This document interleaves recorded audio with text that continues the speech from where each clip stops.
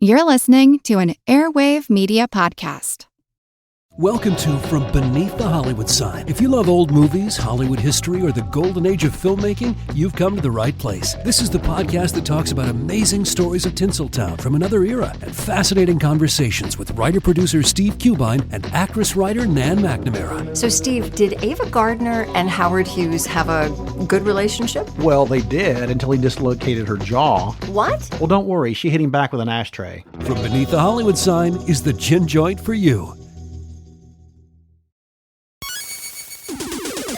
Recorded in Chicago, Illinois, with your hosts, Ken, Matt, Neil, and Jeff. This is Triviality. The cream of the crop! Hello and welcome to Triviality, the game where a lack of seriousness meets a little bit of knowledge. My name is Ken, and I'm going to be your host today, and we're going to be engaging another menage a trois today with Neil, Matt, and Jeff in a three-for-all. How you guys doing today? I'm doing all right. I'm pretty tired. I went to bed at 4, and it's early right now, so I'm not sure if this is a dream or not. But if it is, I'm sorely apologizing for not having any pants on. Well, Neil, keep sipping on that coffee, and I'm sure you'll be able to pull through. How are you guys doing? You know, surviving. About the same. About the same. Everybody's in a fugue state for my game today. Yeah. Well, as long as Neil's dream doesn't turn into my nightmare, I think we're all right. All right. Well, let's break down the rules. 20 questions and a variety of topics worth 10 points apiece and split into 2 rounds. At halftime, there will be a special swing round designed by me, the host. Players can rack up some extra points. At the end of regulation, players will enter the final round with the points they've accumulated and will have a chance to wager 0 to 30 on 5 categorized questions.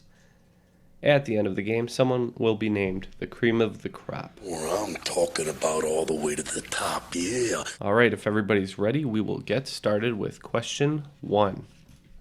And I apologize for the vague wording here, but it's totally intentional, so listen up. Perfect. If you've just been defenestrated, what have you just been through? I am in. You said defenestrated? If you've just been defenestrated, what have you just been through? I feel like I'm being defenestrated right now, to be honest. Jeff's got a bit of a grin on his face because I think he knows what I was getting at here. Yeah, I have actually 2 answers, Okay. and either are acceptable, and I will fight you if you don't allow them. All right. I'm in with just kind of a random guess.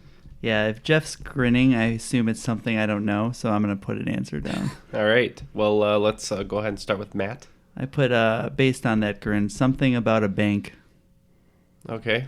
Let's move with Neil. I just put you've been through an invasion of some sort, like a war. All right, and Jeff, you seem to know this one. Jokingly, I put Prague, but I actually responded window. Okay, yes. Defenestration is being thrown through a window. Oh. So where I made it sound like perhaps it was like a process or something you would undergo, it's actually you just go through a window. So depending on my score later, I might be defenestrated myself. Correct. All right, and moving on to question 2. There's a rare and endangered subspecies of wild horse called Przewalski's horse. What letter does the name Przewalski begin with? Can you spell it for me? I cannot, actually. I will spell it after the answers are. That was good. Can you spell every letter but the first letter?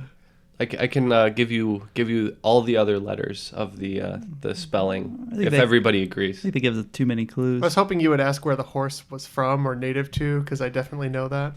It's native to Mongolia. I'm I aware. believe. Yes, A Mongolian horse. it is. Przewalski. Obviously, Przewalski is, Przewalski. I believe, Russian or Polish. Okay, that helps a little bit. And you only need the first letter. Do you guys want the? Is this in English, or are you doing it in some other language? It's in English. It's not in like interpretation. Orthodox Russian, and Yeah. you didn't know what it No. No, I think we're good. We're good. All right. Well, I since everyone else is in, I'm either between. I think S is too easy. I think C is sounds somewhat Polish, but I don't think that's it is either. So I'm leaning towards Z because of like Żywiec beer or Żywiec, however you say it, the Polish beer. X, and yeah, basically between Z and X. So, all right, I'm in. Okay, let's start with Jeff. familiar with the horse. Definitely seen this spelled out before, but I can't quite remember. I don't know if your clue is relevant or not, but from the sound and the fact that you thought it might be Polish Russian, I thought it might be C, maybe like a CH or CZ. Okay. So I went C. What did you end up with, Neil? Yeah, I saw it in my head as a CZ, but I just thought maybe it was too easy, so I just went with Z. Okay, Yeah. Matt? And I was on the CZ train, so I said C. Okay, it's a little trickier than that, guys, though you were on the right path by choosing something kind of bizarre. It's PRZEWALSKI. P No. is the correct answer. I disagree with that spelling. Wow. I don't see how that is that at all. All right, moving on to a film question for number 3. The film Cool Hand Luke famously features Luke Jackson's experience being in prison, finding himself at odds with the prison guards while building relationships with fellow prisoners. I want to know, what crime is Luke initially incarcerated for? Oh, I will accept a general answer here. It can be more specific or more general. I'll take the general answer. you guys seen the movie? Anyone? Yeah, I just can't remember. So Neil's the front runner on this one. Gotta remember that opening scene. I do not remember it. Cool Hand Luke. The fact that you say you'll take a general answer has me down to 2 basic categories. You can't just write a crime. And we all know how I do on 50-50s lately. Okay, I have an answer. I'm going to be very vague because I think I know, but I can't think of the specificity of it. Okay. Jeff, how you feeling? I've got an answer. Okay. Looks like everybody's in, so let's start with Neil this time. It had to do with driving or traffic, Okay. just based on the scene he has with the sheriff. Yeah, I don't know anything about it, but I figured he's a cool guy. Maybe he does some gambling, so I put gambling. Okay. I thought about gambling. When Ken said it didn't have to be very specific, there's a lot of different kinds of assault too. But there's also a lot of kinds of robbery, so I said robbery. All right. So what we were looking for was a form of vandalism. He's actually initially drunk and cutting the heads off of parking meters. Neil, that just came to you once I said it. Yeah, no, you said parking Now meters. you Yeah. remember the scene, yeah. Yeah, I didn't even think of that as being like why he went to jail. I always know he's in jail. I just never really remember why he went to jail. For being a miscreant. Could I have answered with that? Yeah. Okay, moving on to question 4. What nautical-themed American Hockey League team hails from Milwaukee and sports the colors blue, gray, and white? AHL, that's not NHL, right? That's That's the That's not the NHL. That's the AHL. It's below the NHL. That's the farm teams, pretty much. Is that what the Wolves are in? Yes. Oh, okay. Then I have no idea. It's nautical themed. They sport blue, gray, and white. They're from Minnesota? Milwaukee. Milwaukee. Everybody's in? Let's go with Matt. Sure. I have no idea. I was thinking Milwaukee. It probably starts with an M, and then I couldn't think of anything nautical with an M. And I just put Narwhal because I wish there was a team named the Narwhals. That would be cool. I like that. Neil? I just went Pirates. Okay. I was between a few until I figured out that it was an AHL team. I knew it wasn't the Hartford Whalers, which I rest in peace. So I thought maybe it could be Pirates, and then I was on the same train as Matt where I thought it should start with an M, so I thought maybe Marauders. But then I settled on Mariners just because they share colors with the Mariners too. Yeah, unfortunately, they are the Milwaukee Admirals. Oh, not even close. Go Pirates!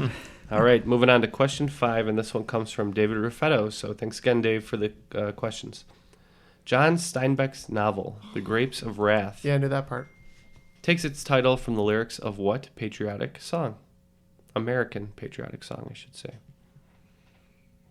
So it's not as hard as you thought it was going to be initially when I said Grapes of Wrath. Yeah, well, it's not book related, but it's probably not Born in the USA. Probably. I like that as an answer, though. I have an answer, and I think I'm right Okay.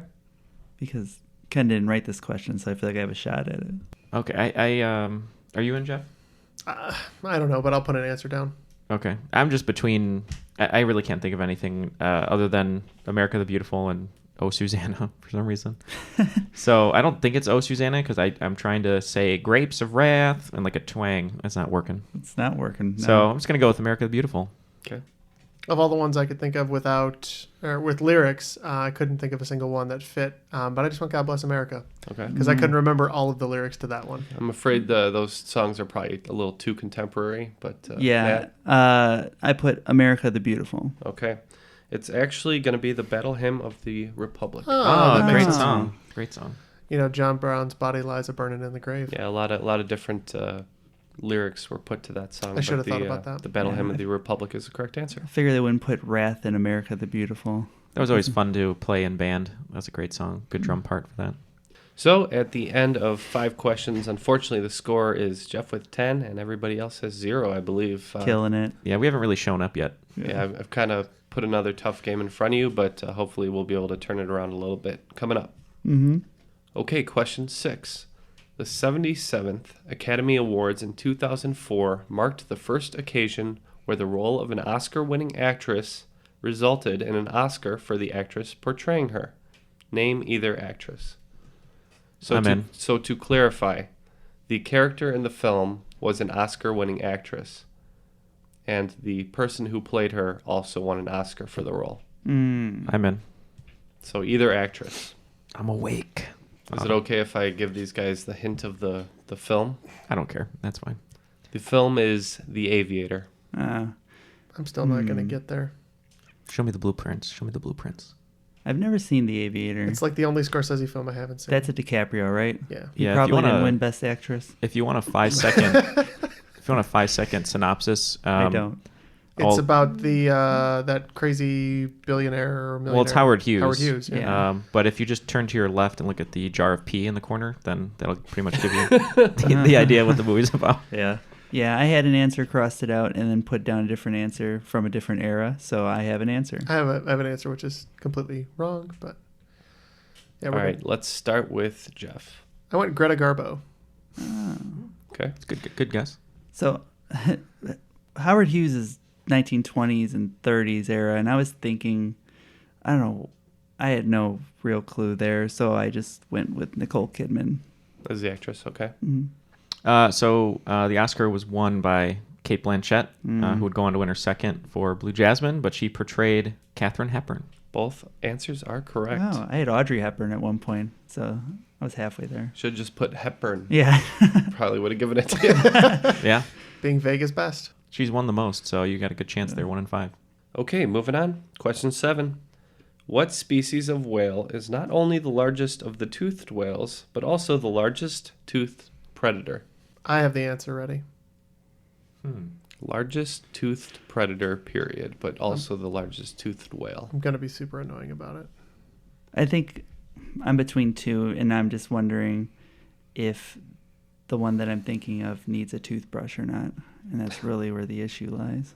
I have a couple whales. The word predator is sticking out to me because I don't know if one of them is a predator. I think it's just big and like lumbers around, but Well, all you have to do to be a predator is, eat something else. eat something else.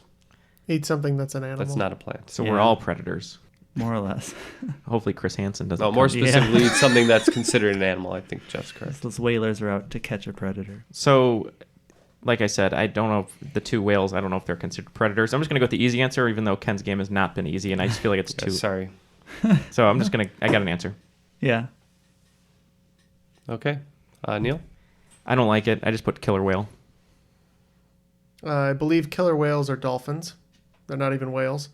And I believe that this answer was already said in the episode, but I'm not 100% sure, and I went narwhal. I was between if blue whales had teeth or not, and I don't think they do, so I said orca. Unfortunately, it is the sperm whale. Oh, I had sperm whale right here, and I crossed it out. When in doubt, go sperm. That's what all our You'd have mom to, said. but the narwhal horn is a tooth. Sperm whales Isn't- are bigger isn't than Sperm narwhal. whale smaller or larger than a narwhal? They are larger, but you said largest teeth. No, he said the largest whale Toothed that has teeth. predator. Yeah. Okay, fair enough. Isn't a narwhal Then I misheard. fictional? No, they're Isn't real. that the one with the unicorn horn? Oh, they're real. They're real. What's the one from the stop motion Rudolph the Red-Nosed Reindeer that has like the unicorn head? And he's like, is that a narwhal with a unicorn head? Narwhals are real, and they have a Narwhals are horn. real and they look like that. Oh, okay. You learn something new every day. Oh, I'm like, are you doing a bit? What is this? You never know. Okay, the inventor of what common musical instrument was subject to many near-death experiences in his childhood, including, but not limited to, he had fallen from a height of 3 floors, hit his head on a stone, could barely stand afterwards. He burned himself seriously on a gunpowder explosion. He survived poisoning and suffocation in his own bedroom, where varnished items were being kept. And he fell into a river and barely survived. He was also, unfortunately, named Adolf. Oh. So what is the musical instrument that he invented? Oh, And he said it was a common instrument. Yeah, it's a one that you would easily find in an orchestra. Okay. I think I'm good. Or maybe I shouldn't say orchestra. No, because I think you're It's wrong. it's a common band instrument. So you said, okay, so he fell down 3 floors, was burned, poisoned, and fell in a river. And yeah, nearly poisoned by varnish. And Jeff subtly gave a clue that it may or may not be in an orchestra. It may or may not. It's a very common band instrument. I'm gonna go with my go-to. I don't know the answer for orchestra instrument and put something down. My hint may be wrong though, because I I'm don't- not certain. Oh, so it turns out that Jeff repairs instruments. So just based on some pretty basic research, it does show that it can be part of an orchestra too. Okay, I have an answer. I feel It's not necessarily excluded from an orchestra. better about it. Did you say he was poisoned by varnish? Yeah, he slept in a room where varnished items were kept. Okay. Yeah. So yeah, that would make it shiny. So Those are really not clues. No, that's not a good clue. You're saying he had a rough life. I'm just saying he had a rough life. Yeah. Poor guy. So Ate Jeff's it. in, Matt's in. I'm just, like I said, I'm between the brass instruments, just because of the original clue of it might not. He did also invent several less common instruments, but I'm just looking for the most basic. Then I am definitely certain of my answer. Like the recorder. So I'm between trumpet, trombone, tuba, French horn, and baritone. I don't think it's baritone or French horn, just because they're a little bit more detailed. So I'm between trombone and trumpet. Trumpet feels too easy. Trombone seems like a funny instrument that a guy who almost died like 7 times would invent, and because it's such a kooky instrument. So I'm just gonna go with trombone. Okay. I went based on Ken's love of ska music, trumpet. Okay. This is based purely on the fact that I know that the inventor's first name was Adolf and nothing else. Don't know anything about the clues. I went with Adolf Sax, And he invented the what? saxophone. Okay. Yes, the answer is a saxophone. Adolf Sax. Woodwind. Okay. I was hoping it was Adolf Casio, and he invented the Casio keyboard. The saxophone is Casio's also a a Japanese In common ska. piece in a ska band. Yeah. All right, moving on to the next question. In the film Casablanca, of all the gin joints in all the towns in all the world, she walks into, wait, what was it called again? I'm in. I don't know how specific you want it to be, but I don't need it to be that I specific. went pretty vague. okay. You can go. Oh, you can man. go vague on this. To be fair, I don't know if it's right, but I went vague. Yeah, I have an answer. I don't know at all. Okay, let's go with Jeff.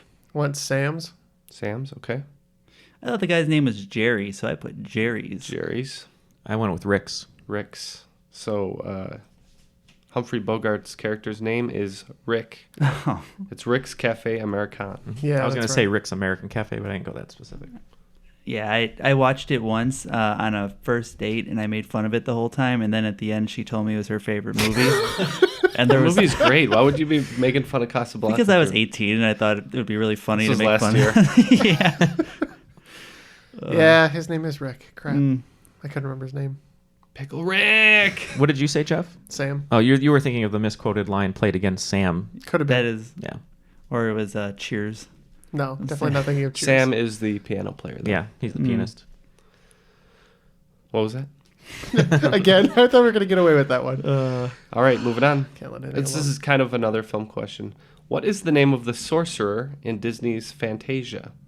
The name is an homage to the producer of the film. So in The Sorcerer's Apprentice, as part of Fantasia, that guy has a name, and it's a clear homage to the producer of the film.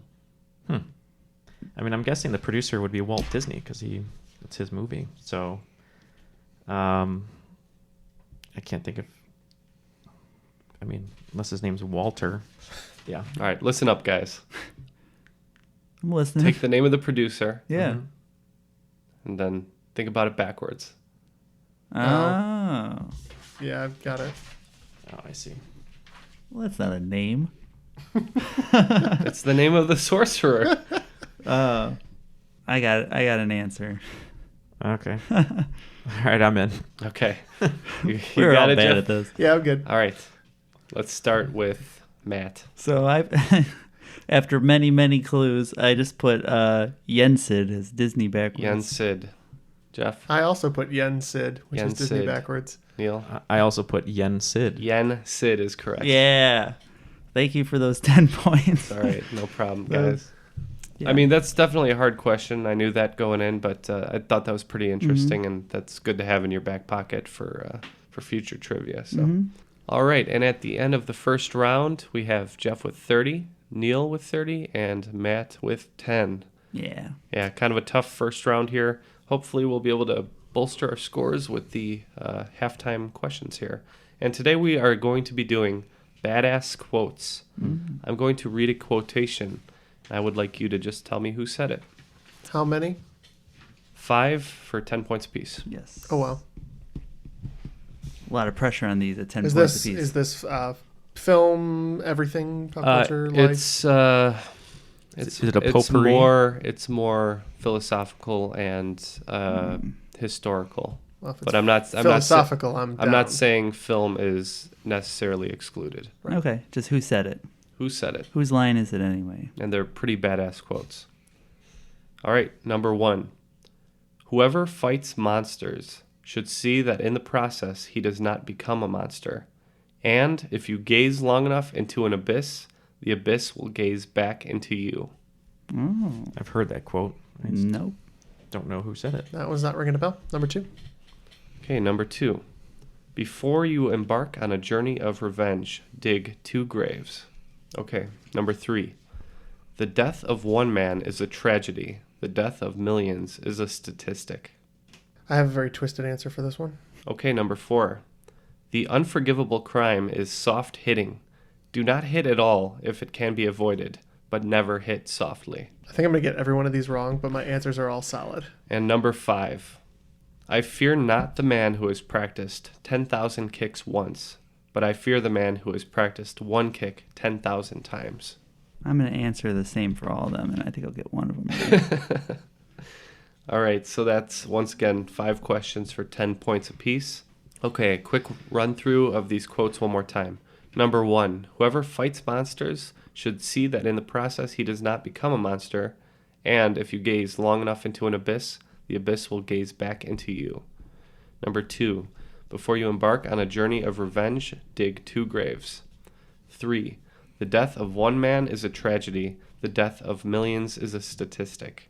4, the unforgivable crime is soft hitting. Do not hit at all if it can be avoided, but never hit softly. 5, I fear not the man who has practiced 10,000 kicks once, but I fear the man who has practiced one kick 10,000 times. Okay, I have an answer for every single one of these. sure. Good. That's not uncharacteristic and also kind of fits, but is probably definitely wrong. Informed, but not positive. Correct. Not informed. Mine are all Answers. informed, and I can tell you where my logic is for all of them. So Immediately my head goes to movies, but then I know most of these aren't movies, so Yeah, these are tough ones for me. None of these are film quotes, right, but I figured that out. but that's not that doesn't necessarily mean that none of them are film adjacent. okay. If you want to play the odds, a lot of quotes are misattributed to Winston Churchill, so just write him 5 times. And again, I don't necessarily endorse the content of the quotes. You mean like- However, they are all badass. Like the mass genocide in question 3. Yes, correct. That's specifically what I was referencing. Hashtag not for genocide. Okay, looks like all answers are in. So let's go around. Fighting monsters. Who did you think that was, Matt? I had changed it, and I just put Aristotle because I don't Okay. know. All I could get in my head was the quote in The Dark Knight when Harvey Dent's like, live long enough to become the villain or whatever. So I put Harvey Dent. Harvey Dent.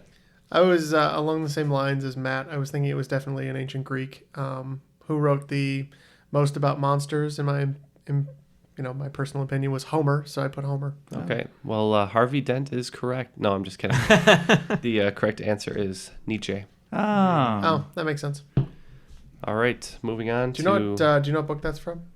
No, I'm not positive right I off the top. just want to of my know head. because I've read a few. So. All right, number 2, embarking on a journey of revenge, dig 2 graves. What did we have, Jeff? I originally thought it might be Buddha, but then I decided that I would go more for an eye for an eye direction, and I went Confucius. Confucius. I just said Old Boy. Old Boy. I changed it 3 times and landed on Karl Marx.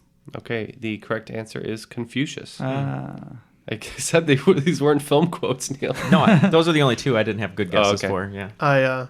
I'm not unhappy about that. I feel like I should have gotten the Nietzsche question, but All right, the death of one man is a tragedy. Death of millions is a statistic. What do we have, Neil?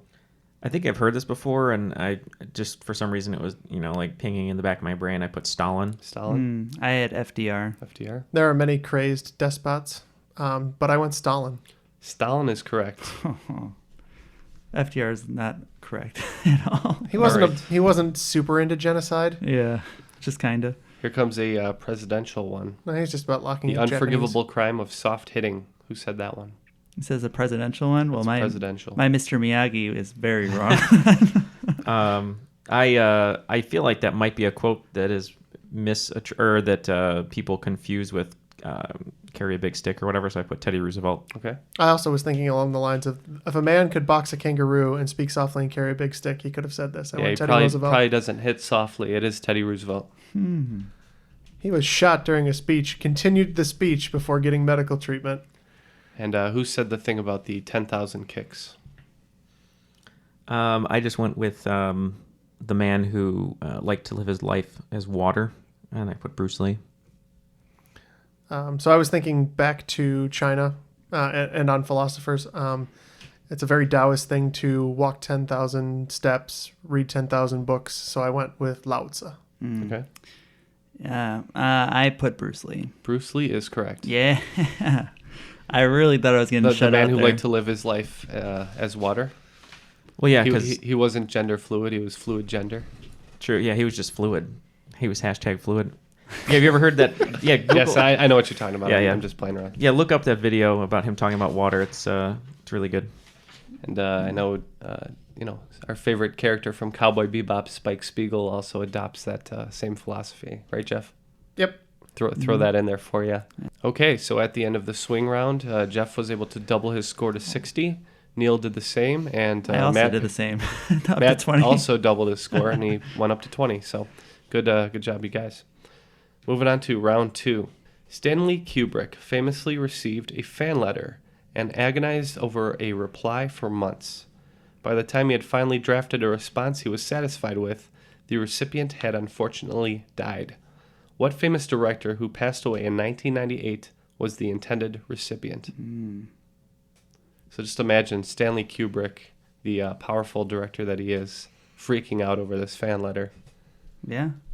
He died shortly thereafter, too, right? Correct, 2000? yes. Following Eyes Wide Shut? During the editing of Eyes Wide Shut, I believe. Yeah. This is really not a question for me, and all I can think of is "Stand" by Eminem, and just him. Mr. I'm Too Good to Call It Right, my fans. So the key here is to consider what director Kubrick would consider so great Right. as Yeah. to be even greater than himself, which I think... I have an answer. I have a feeling when I hear the answer, it's going to be someone I've never heard of. I'm too tired to kind of go through my Rolodex, so I'm in. Maybe you should just roll with your gut today. Yeah. My bad. I'm in. Okay. What did we have? Matt. Coppola. Coppola. I put Coppola. Coppola. Still breathing. Shout out to Francis Ford. Even though these gentlemen think you're rolling in your grave. Well, I was referring to Sophia, and his career might be dead. Also alive. His career might be dead. She's very but, much alive. So I picked a director that I know for a fact that Steven Spielberg and Martin Scorsese revere highly, and that Kubrick did. And if Spielberg loved Stanley Kubrick enough to write him letters back and forth and had dinner with this guy as one of his favorite film directors, then I would think it would be Akira Kurosawa. It is Akira Kurosawa. That makes Good a lot job, of Neil. sense. Yep. And I was right in that I don't know who that is. Seven Samurai. Ah, That makes a lot of sense. Basically, every film is based on an old Kurosawa film, good to know. up to and including Star Wars. Okay, moving on to question 2. And this is, again, kind of more of a fun fact, so listen for the hints here. According to BBC News, about 3,500 music fans were polled for Planet Rock Radio in 2005. The goal was to vote for a singer, bassist, guitarist, and drummer to create an imaginary supergroup. The results were surprising, however, as they accidentally created what pre-existing heavy rock ensemble? To be clear, the poll was UK based. If you want to see that I already wrote an answer so that you know I'm not cheating. Okay, I'm in. What pre-existing heavy rock ensemble? I think I'm good. Okay. Oh. So when I go in my head through supergroups, I think of bands like the Traveling Wilburys. I think of bands like Cream, Traffic with Steve Winwood. Chickenfoot? Could be Chickenfoot. Dream Car. There's For Matt there. There's Dream a Car. there's a couple of metal bands that are like that. Boxcar Crosby, Stills, Racing. Nash Young. Yeah, that was definitely the goal of the poll, but it went haywire. Yeah, I don't know anything Looks anymore. like everybody's in. Looks Let's start with Jeff here.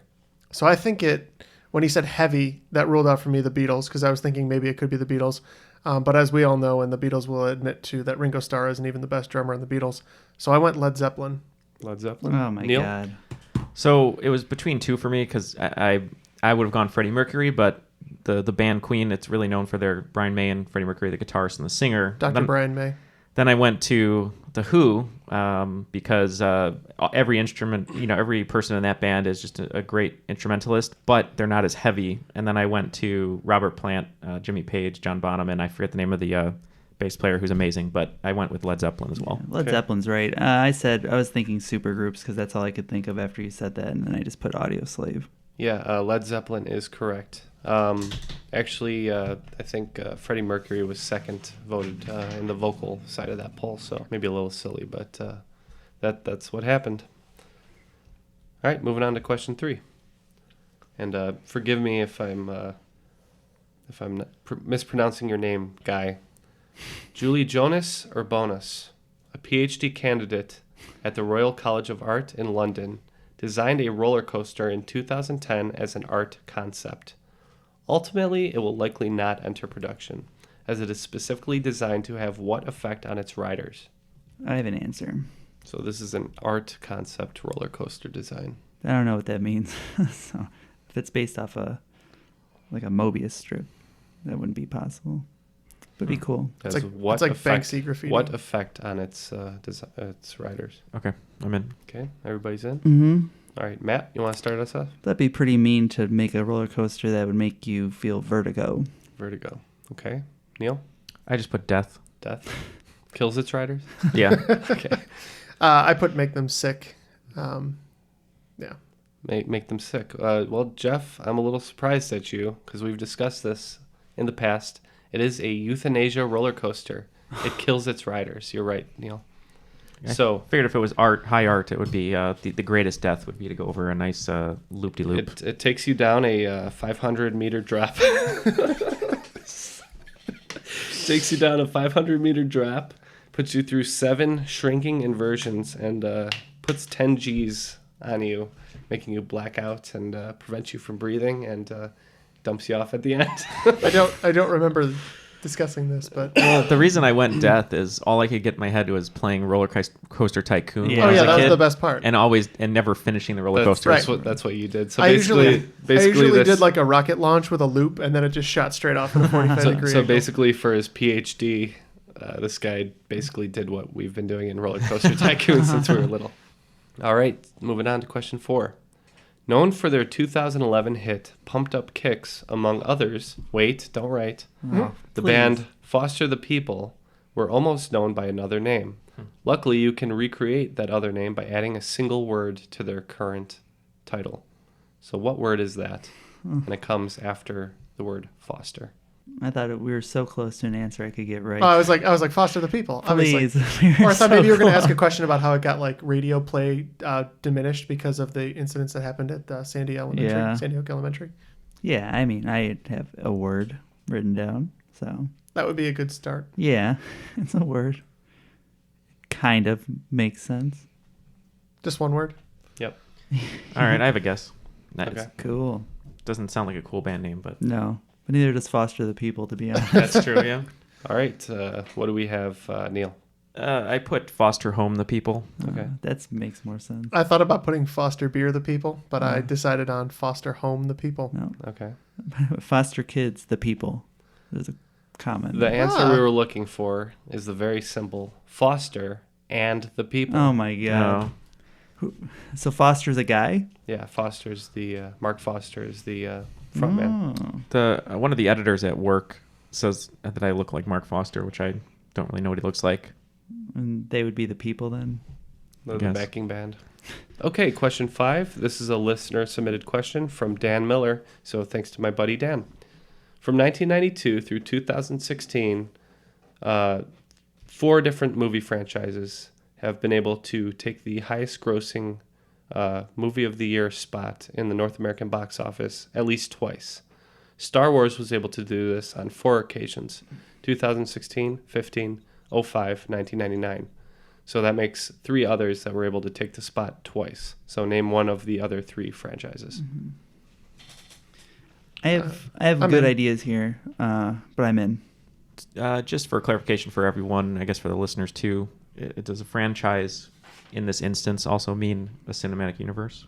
No. Okay, that's all I wanted to know. Multiple movies, number 1, 2, etc. I had to gut check on that myself. Well, I'm just because people call that a franchise and it's Yeah. not. So I think I have an answer. We are not talking cinematic universes. okay, I'm in.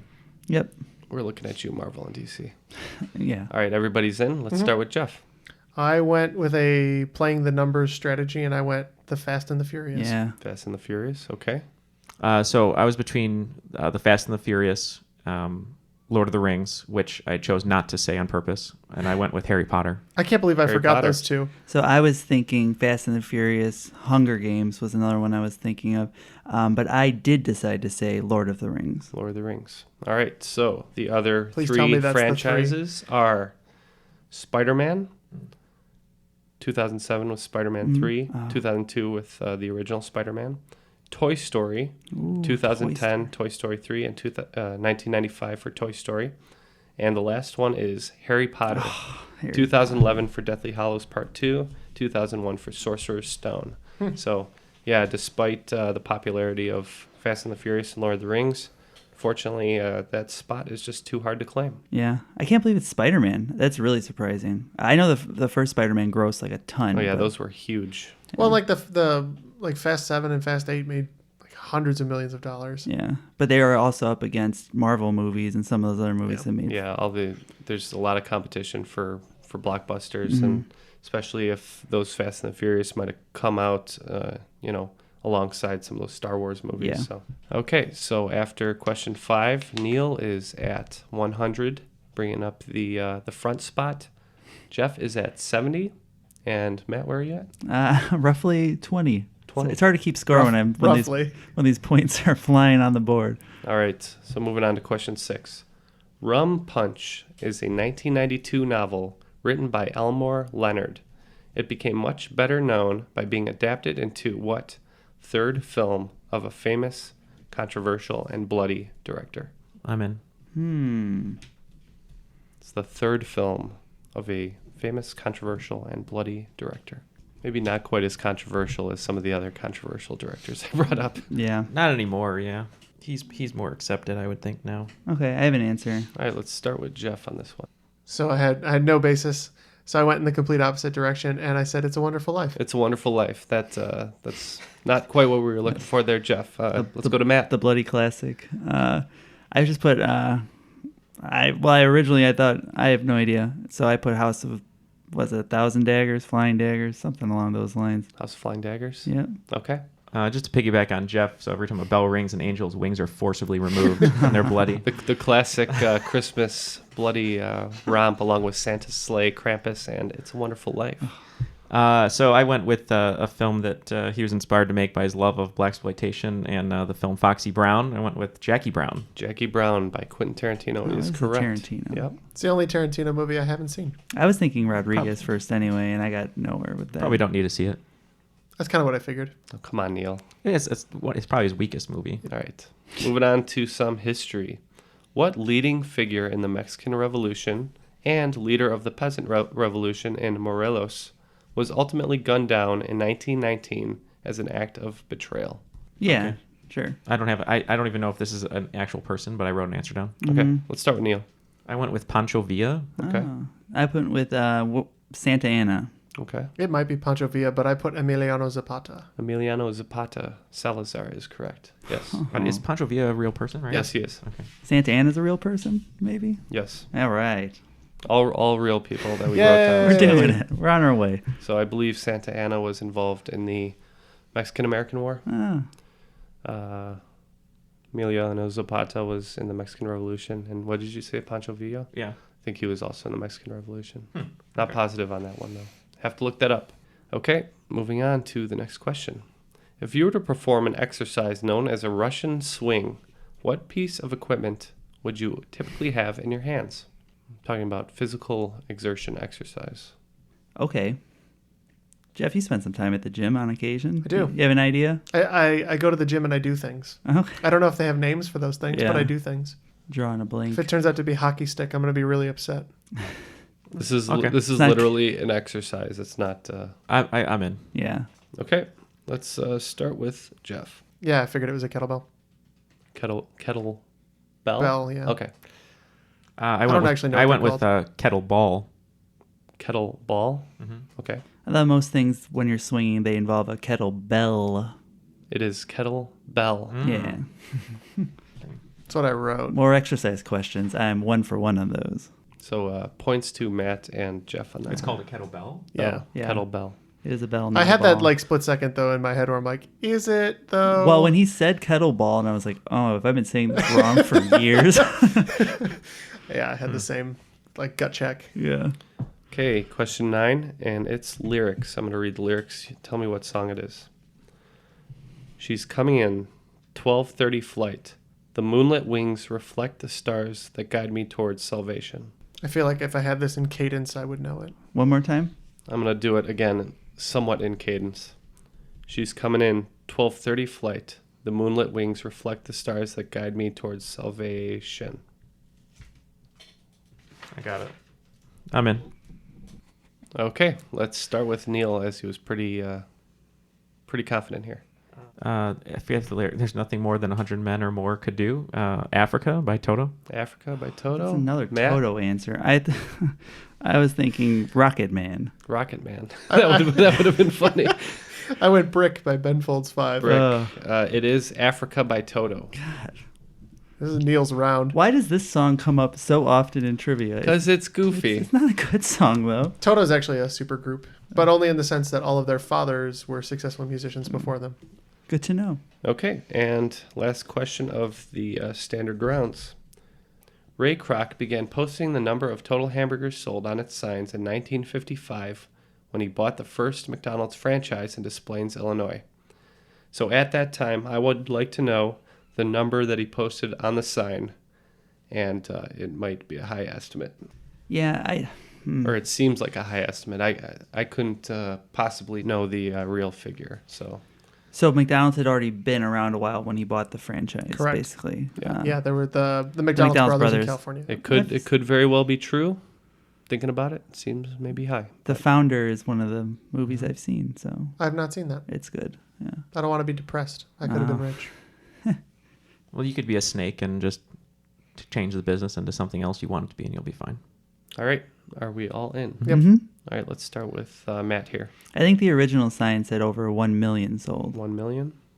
Neil? Currently, I think it's like something like 2 Says billion billions. or something, and I just figured if it was 55, 1 million would be a pretty high number, so I put 1 million. 1 million. I think Didn't they kind of stop after that? Doesn't it just say like over? I think it says either over billions 99 and billion billions serve or whatever. over 99 billion. I think it says over 99 billion now. But if he was being a little bit optimistic, I would think over 1 million served. 1 million is correct. Yeah. Okay, at the end of round 2, it looks like Neil is in the lead with a pretty strong 130, actually, after a tough first round. 130 for Neil. Jeff is in second place with 100, and Matt's having a little bit of a struggle today, but that's okay. We all have our tough days. He has 40 points. These are decidedly not my categories. Okay, time to enter the final round, and I will present you with the final round categories. So category number 1 is superlative artwork. Number 2 will be in spelling. Number 3 will be in science and music. Number 4 is A to Z. And number 5 is in romance. Let's see what you gentlemen know about What was romance. category 2? Spelling. I'm going to bet so that there's a chance I end up at 0 in this game. We'll see how it goes. So what do I need to bet to stay above 80 if you get it all right? I wouldn't be concerned with that. You need to bet 80 to make Neil sure. is that 100% in it for the win. He should be. This is his game so far. Don't hit softly. Yeah. That's right. Okay, and after some deliberation, the wagers are in, and I will now read the final round questions. So, number 1 for superlative artwork. I'm going to just give you a description of 3 pieces of artwork that are widely considered the tallest in their category. I just want to know what form of art these are. So the first one is in Alert Bay, British Columbia, and stands at 173 feet. It is composed of 2 or 3 pieces. The second one is in McKinleyville, California, at 160 feet, carved from a single redwood tree by Ernest Pearson and John Nelson. And the third one is Kalama, Washington, 149 feet, carved from a single pole by Liluska. What kind of object these are? Got it. Yes. Wish I would have bet. Yeah, I think I might know this one. Spoilers. Okay, number 2 in spelling. I just want you to spell the word Segway. Not the brand name. Gosh darn it. Another one that I got right that I didn't bet anything on. Just spell the word Segway.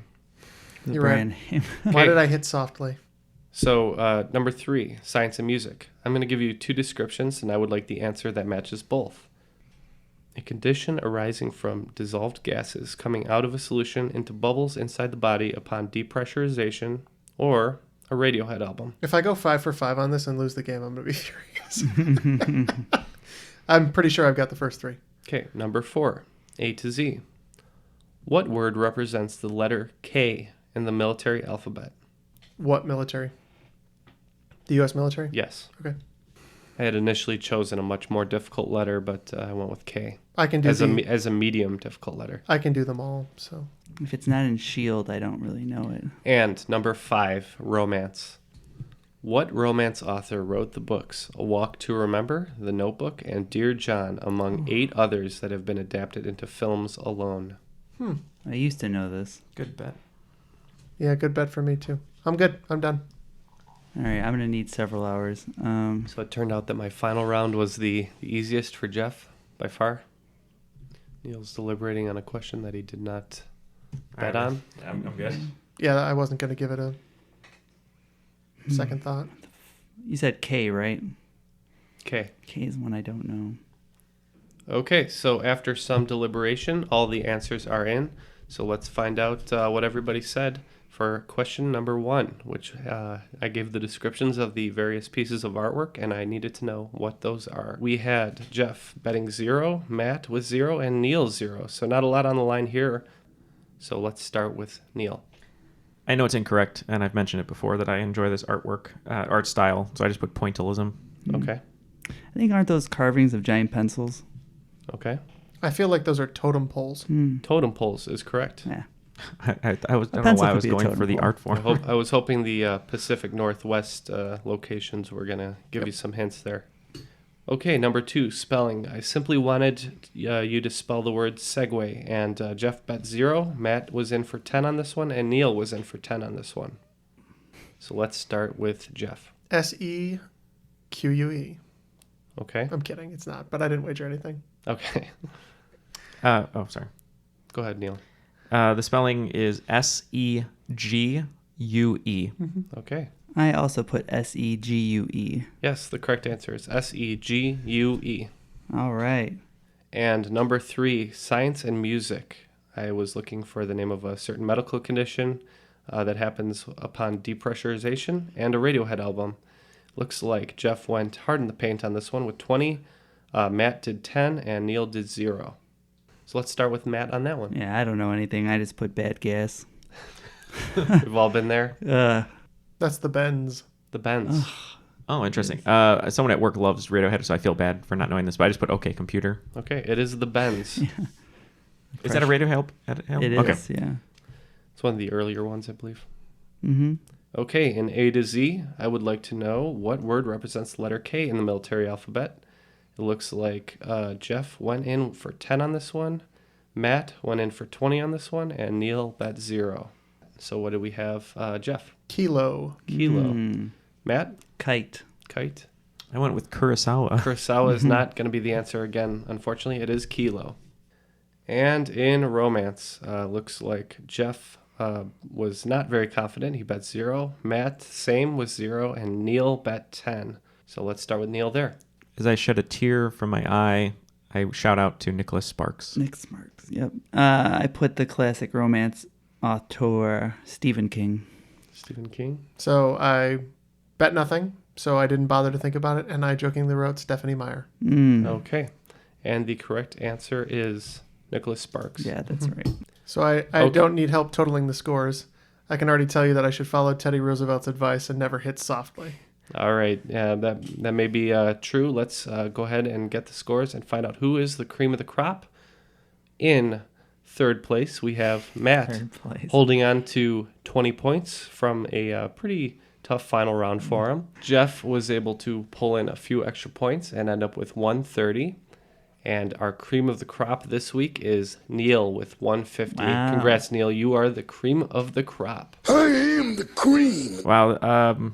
So first of all, playing from behind, tired, I texted Jeff this morning about how tired I was. And I was going to bet 0 on everything because you would have tied me, Jeff, right? I thought you might bet 0. I was going to. Which is why I intentionally tried to force a tie. I was going to bet 0, and then I was like, well, the game we played last week, I bet 0 just as an experiment. It did not work. And I was like, I think I know romance. And I was like, I'm pretty good at spelling except for fuselage. So I went for it. Happy I did. And in the rare occurrence that I actually win solo. Yeah. Definitely the worst game I ever played, but I'm coming off a victory pretty recently, so I get to stay on the show, I hope. yeah, that's true. Well, good job, everybody. And thanks for hanging in with that pretty tough game. If you'd like to play along with our contestants at home, make sure you check out our Facebook page and download our official Triviality score sheet. We use it here in the studio, and you can, share a copy of your score sheet with us and talk some smack as usual. If you'd like to get in touch with any of us, find us on Twitter using the handle @TrivialityPod or on Facebook at facebook.com/TrivialityPod. If you'd like to get in touch with us by email, send all messages to trivialitypodcast@gmail.com. And of course, if it's question 5 submission, make sure you put that in the subject line along with the host that you'd like to read it. We'd love to hear more of those questions. So if you feel that you'd like to support the show, aside from the rating and reviewing that you guys have been doing and the feedback we've been getting, which we very much appreciate, you can support us monetarily at patreon.com/trivialitypodcast. We've got a couple different perks there. Some thank you gifts that we send out in the form of stickers. We've got a bonus episode at a certain tier that comes out every month, and the ability to do Google Hangouts and Skype with us in on the show and all those kinds of things, which we would love for you to be able to do so that we can engage with you more directly. And again, if you wanted to support us, it would be at patreon.com/trivialitypodcast. Thanks, Jeff. Of course, other than spreading the word, the best way you can support the show is by rating, reviewing, and subscribing to Triviality on your favorite podcast app. And again, we are looking for our Road to 50 reviews, and we will be doing a raffle for 10 lucky listeners after we hit that mark. And next week's episode might be a little bit out of format. We're going to try something special for our standard game. Probably not going to do that every time, but just wanted to mix it up a little bit for your listening pleasure. And until next time, on behalf of my co-hosts, Jeff, Neil, and Matt, my name is Ken, and that was Triviality.